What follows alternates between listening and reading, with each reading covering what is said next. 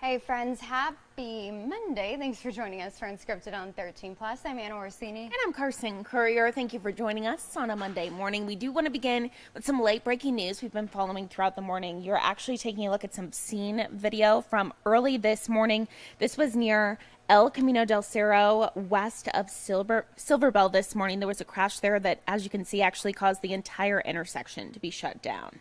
Now, this did reopen a few hours afterwards. So, again, this came out about 2:30 this morning is when we first saw the report from PCSD. I would say 4 or 5 hours later is when they did reopen that intersection. So it's not going to be impacting your drive right now. But, of course, when they do close off a major roadway like this one, a lot of questions about what exactly happened out there. So we have reached out to PCSD for more information. We're still waiting to hear back from them. I'm sure once they kind of wrap up their investigation and figure out what exactly happened out there and also get any updates on the conditions of the people who were maybe involved, we'll learn more from them, and then we'll bring you that both on air and online. Absolutely. We know our very own Jack Cooper was live out there all morning trying to learn more. He did mention multiple vehicles were involved here. They saw 2 tow trucks drive up to the scene. An ATV was even on scene. So again, as soon as we learn more, we'll update you both on air and online. And taking a live look out this morning to New York, where former President Donald Trump's criminal trial is taking place. Now, this morning, David Pecker, who's the National Enquirer's former publisher and a longtime friend of Donald Trump, was the first witness to actually take the stand in the former president's hush money trial. Prosecutors say that he met with Trump and Michael Cohen at Trump Tower in August of 2015 and agreed to help the campaign identify negative stories about him. So today, this is also happening on top of another one of Trump's trials. They're kind of expected to overlap in New York today. We know just down the street, New York Attorney General Letitia James will ask a judge to reject the $175 million bond in Trump's New York civil fraud trial. This over concerns about the insurance company's finances. And on Thursday, Trump's attorneys will make their arguments to the Supreme Court on whether he may claim total immunity from criminal prosecution as a former president. We know Trump is facing 34 counts of falsifying business records as part of a hush money scheme involving former adult film actress Stormy Daniels. Last Friday, an appeals court judge denied a request by Trump's attorneys to delay the trial and move it out of New York City. So again, lots of different cases, trials going on here. We're going to continue to follow this one out of New York about that hush money situation there. We'll update you as soon as we learn more. And if you feel like it's been very trial heavy recently, it has been not just on a national level, but locally.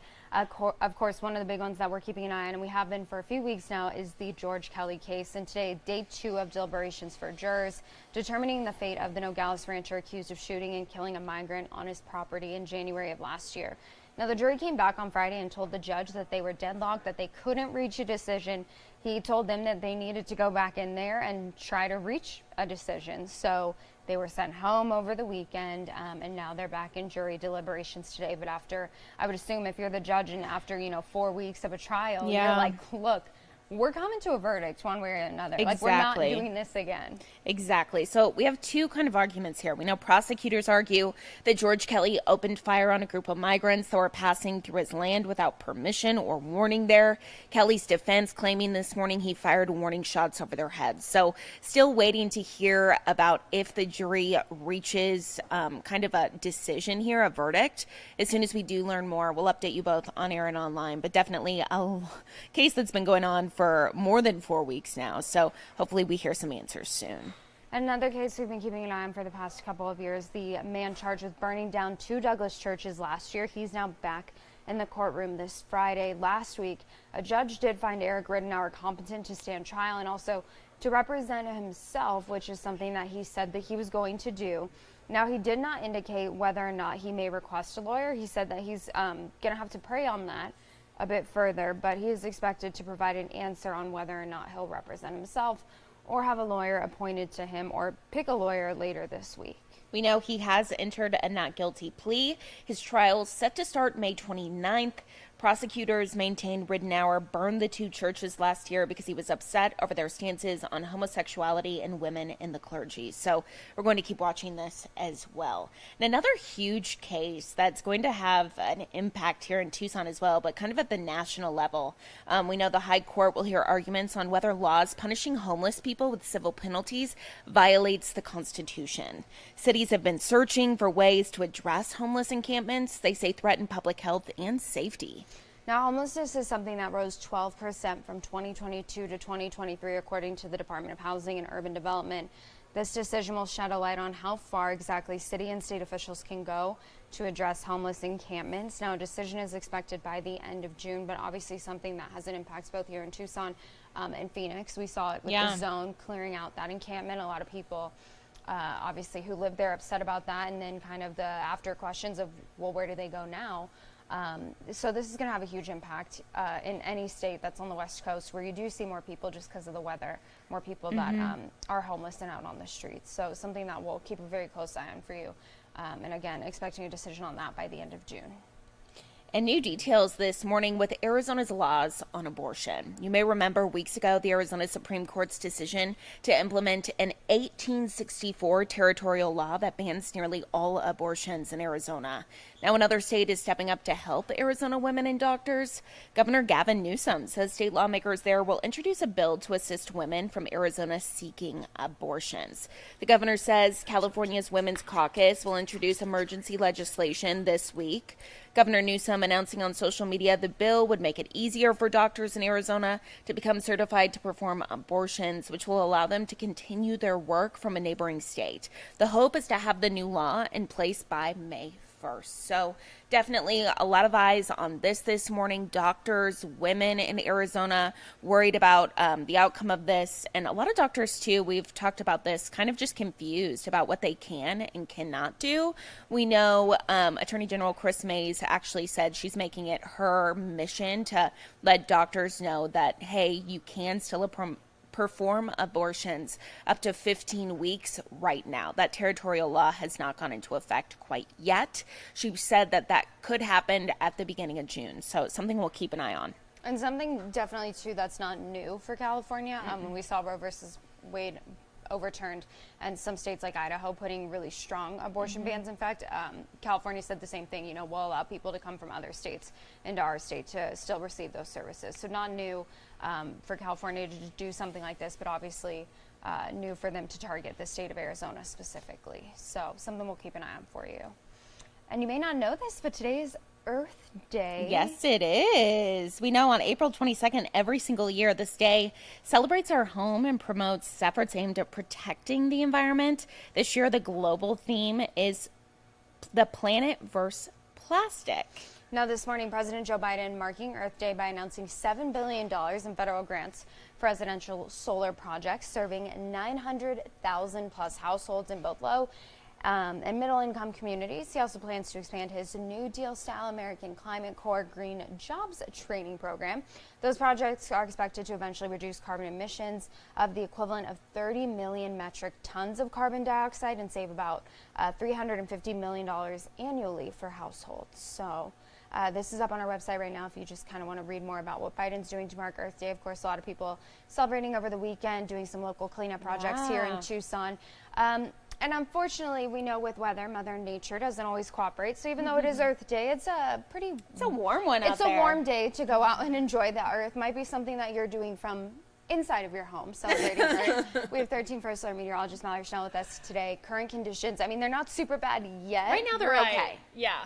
But they're gonna get warm. It's gonna change. Yeah, gonna get toasty. So this is that time of year where we're like, get out before about 10 a.m. If you want to get it. So you have 20 more minutes to get that hike in today, because today will be the hottest day of the year so far. Right now, though, 78 degrees in Tucson, so a nice start. But it's already 82 in Marana. It's going to be a warm day when we are this warm at this hour. 73 in Sierra Vista, 74 in Nogales. Today's forecast, 96. So we have yet to hit 95 degrees in Tucson this year. That typically does happen by the end of April. So we're pretty much right on schedule. Upper 80s in Nogales, low 90s in Sierra Vista and San Manuel. And in fact, here's those stats. So your historical average, that's the data that goes all the way back to the 1890s. April 30th, the first 95-degree day of the year on average.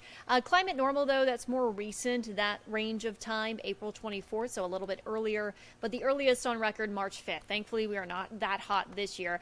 But today will likely go down as Earth Day, April 22nd, 2024. Of course, a bit cooler in Cochise County thanks to elevation. 82 in Bisbee, mid to upper 80s for Wilcox, Sierra Vista, and Douglas. Still well above normal for our climate normals. And of course, with all that sun, we talk about UV index. It is at a 9 today. That's very high, means you can get a sunburn in less than 15 minutes. So in addition to, of course, having tons of water handy this time of year, make sure you have that SPF, hat, sunglasses, find shade during the most intense part of the day for that sunlight. 96 today, 93 tomorrow, 89 on Wednesday, low to mid 80s Thursday and Friday. Close to those climate normals. To wrap up the end of the week, that's as we see a pattern change. So we've been talking so much about ridging, that keeps us hot, mostly dry. That's still in place today. The next couple of days, we start to shave off a degree or two here or there. And then by Thursday, that's when we cool things off into the low 80s. Saturday, we could have a reinforcement of that cooler air. That's the coolest day of my 7-day forecast. If we're lucky, we may stay in the upper 70s, but we could be getting close to that 80-degree mark. Still a lot cooler than how we're starting the week. And keep in mind with some of these changes, of course, this time of year, it's pretty common for us to have some gusty winds during the afternoon. Becomes breezier as we head along the week, Thursday, Friday, and Saturday especially. Now, that first alert 7-day forecast here, as I mentioned today, the hottest day of the week, hottest day of 2024 so far. We cool off by a couple of degrees Tuesday, a few more Wednesday with more clouds around. And then here come the gusty winds to round out the work week, but low to mid 80s, a bit more manageable. Upper 70s on Saturday, low 80s on Sunday. So certainly a treat, especially while we do have the Pima County Fair around. Yeah. Today, a pretty hot day to head to the fair, but much better days, especially for this weekend, looking quite nice. Yeah, everyone definitely. who kind of busted out there this past weekend is going to be like, why didn't we just Why wait didn't we just until wait? this Yeah. weekend, especially Saturday? Whew. Yeah, Looking 78 though in end of April, that's unheard of. Right. I honestly figured we were done with the 70s when Yeah. we had it last week, I believe, because typically we have our last one in April, and then we don't see those 70s again until October. So if we do get 70s, soak that up on Saturday. Exactly. Do everything outside on Saturday. For sure. From the time you Perfect. wake up. Thank you, Mallory. Thank you, Mallory. Well, of course, one of the things that you could be doing this week as we see some of those cooler temperatures move in is celebrating some of the national parks that we have here in Tucson. Or in Tucson and Arizona just in general, it is your chance to get out and explore the great outdoors because this week is National Park Week and nature experts encouraging people to pick one of the state's many national parks and hit the trails. There's actually more than 20 here in Arizona, but of course there's hundreds across the country, some of them obviously doing special deals, waiving fees so that people can just get out and explore what they may not, explore any other week of the year. Exactly. So as Mallory was just mentioning, going to be a hot one out there, so definitely take precautions if you do want to get out there and celebrate. Wear light clothing, light colors, bring lots of water, sunscreen. Definitely, if you want to beat the heat, get out there before 10 a.m., as Mallory was saying. But if you didn't tune in on Friday, Anna and I actually spoke with Josh Coddington. He's the Director of Communications for the Arizona Office of Tourism, and he spoke all about the different deals and all the national parks that he recommends here in Arizona for this week. And it was a great interview. Yeah, you can see how he has his job because he's so passionate about the outdoors and just everything that Arizona as a state has to offer. So he talked about, some of the ones that we have closer to us, Saguaro, the Chiricahua National Monument as well, but he also talks about some of the things like technology that they've made accessible to people. So there's an Arizona Parks Pass app and a bunch of different things that you can use like right there at your fingertips to help identify some of these state parks, national parks, also just some ghost tours and just a bunch of different things to do in Arizona. Yeah, honestly. And for those of you who even have lived in Arizona your entire lives, Anna and I were scrolling through the site. There's some things that might shock you. There's so many things to do here in Arizona. Wineries where you can pet horses. Yes. Like resorts. Me and Carson were like, oh, we'll go there. So lots of just different things that you can do, not just this week, but of course, if you're planning a staycation for this summer, maybe you need some plans for Memorial Day, Labor Day weekend, looking ahead, whatever you want to do. He has really great information. So we encourage you to go to the Unscripted on 13 Plus section there on our website. You can watch any of the interviews that we've done in the past, but specifically watch this one. This one, it's a great one. Yeah, he gives you Very so informative. much valuable information. Yeah, even for those of you who aren't super outdoorsy like me, you still get something out of it, I promise you that. So that's up on our website right now. Absolutely. And one more thing that we want to go ahead and just circle back on today, obviously the Trump trial that's underway right now in New York City, the hush money trial. Now, we do know that the judge has excused the jury for the day. He told them that they need to be back at 11 o'clock tomorrow morning. This was after opening arguments this morning and David Pecker's testimony there on the stand. The first witness to take the stand, and again, he was a former editor-in-chief of the National Enquirer, also a friend of the former president. And so the jury, again, excused for today. They will be back at 11 o'clock tomorrow morning. There will be a hearing before that on whether or not Donald Trump violated the gag order in this case. That's set for 9:30. So not a lot of action and updates that we're expecting in this trial today. Still keeping a close eye, of course, on George Kelly, everything that's could happen with that today. But Trump is something that's going to pick back up tomorrow morning. So of course we'll let you know once that does start back up, and we'll have all the details here on Unscripted on 13 Plus. Absolutely. And also something to keep in mind, you can see NYPD is out there in front of that building. We know the jurors here have definitely been in the spotlight. Obviously, they are anonymous, but being involved in a trial like this, definitely their safety is a huge priority here. So you can see the police outside of that building as they have been released. So again, as Anna mentioned, we'll keep watching this for you. We will make sure to update you with any of the latest developments on air, online, and right here on 13 Plus.